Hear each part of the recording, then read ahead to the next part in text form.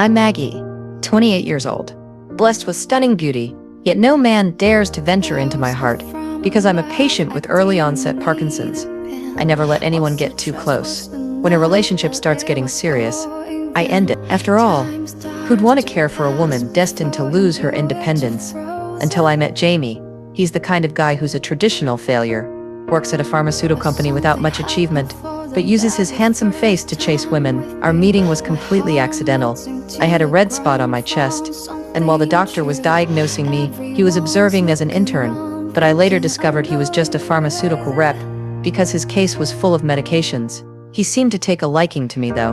The next day, I received his call. He had somehow gotten my number from the hospital receptionist. Jamie asked me out for coffee as an apology. I agreed, because all I wanted was a one-time hookup. No commitments, no dependencies, just pleasure in the moment.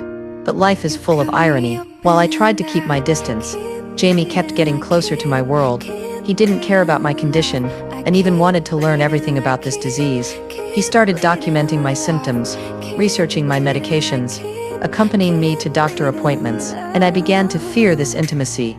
As my Parkinson's symptoms became more frequent, I couldn't even open food packaging anymore.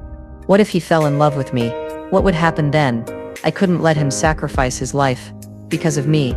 So I chose to leave, going to Chicago for an art project. I told myself this was best for everyone. I could focus on creating art, while I could still hold a brush steady. He could find a healthy girl and live a normal life. But when I returned one morning, I found him already waiting there, who knows for how long. When I saw him, my heart nearly stopped. I realized I couldn't forget him either, couldn't forget that feeling of being truly understood and accepted.